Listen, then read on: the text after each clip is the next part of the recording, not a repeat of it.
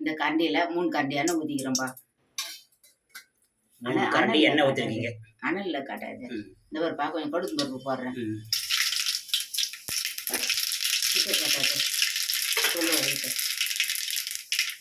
ஒரு 4 பூண்டு நசுக்கு.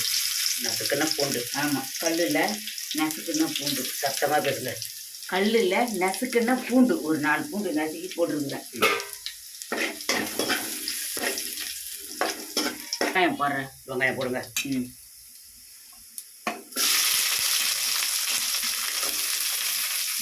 ஒரு வெங்காயம், பெரிய வெங்காயம் அரிஞ்சு.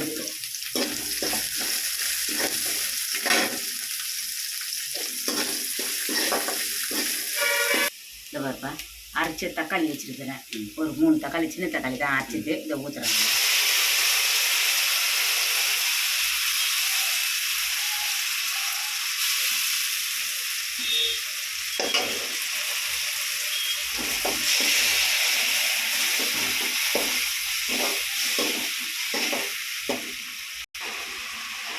ஒரு 50 ரூபா மேலே சேர்த்து இதுப்பா ஒரு கரண்டி வெட்டு மிளகாய் தூள். ஆமாப்பா, வீட்டு மிளகாய் தூள் இதோ 2 கரண்டி தூள் போட்டுருக்குது. 2 ஸ்பூன். ஆமாம், காரம் கம்மியாக போடுங்க. அடிக்கிற வெயிலுக்கு காரெல்லாம் கம்மியாக சாப்பிட நல்லது உடம்பு. ஆமாம் ஆமாம், காரமெல்லாம் நல்லா கம்மியாக தான் இருக்கணும்.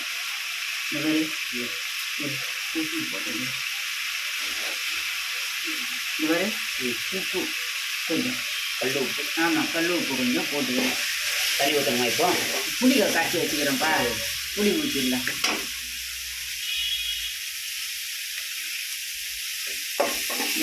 புளி காய்ச்சி வச்சுக்கிறேன், அதை ஊற்றிடலாம். அளவு சொல்லணுமா? இதை எலுமிச்சங்காய் சைஸுப்பா, ஒரு பெரிய எலுமிச்சங்காய் சைஸு புளி தான் இது கரைச்சி வச்சுருக்கிறேன். நான் கரைச்சி வெடி கட்டி வச்சுருக்கிறேன். அவ்வளோதான்.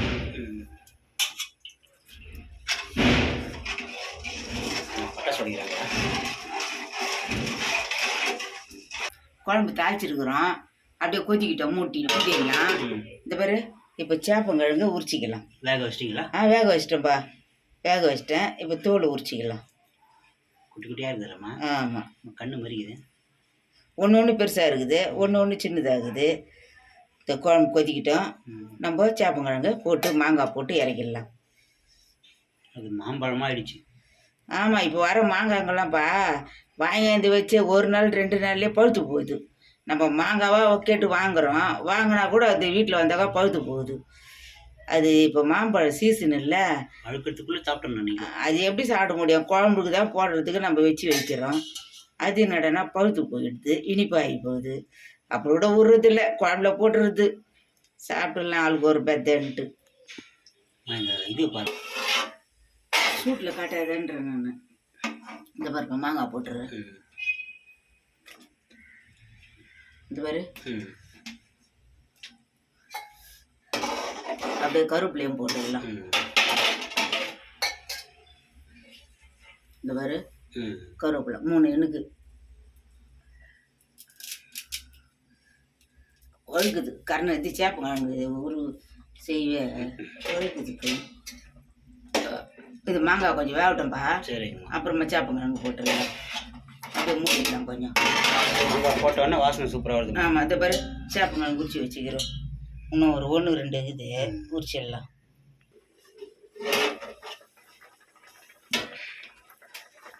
பாருப்பா, சேப்பங்கிழங்க போட்டுடலாம்.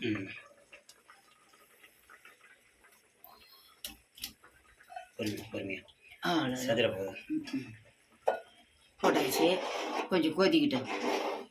ஏன்னா இது வெந்ததுப்பா, அதனால இறக்கும் போது போடலாம். மாங்காய் தான் கொஞ்சம் வேகணும், அதனால மாங்காயை முன்ன போட்டேன். சேப்பங்கிழங்கு வேக வச்சு போட்டதால நம்ம குயிக்காக எடுத்துடலாம். ஆமாம், குயிக்க உடனே 2 கொதிக்கிட்டேன்ட்டு எடுத்துடலாம். ஆமாம், கொஞ்சம் உப்பு பார்த்துக்கிறேன்.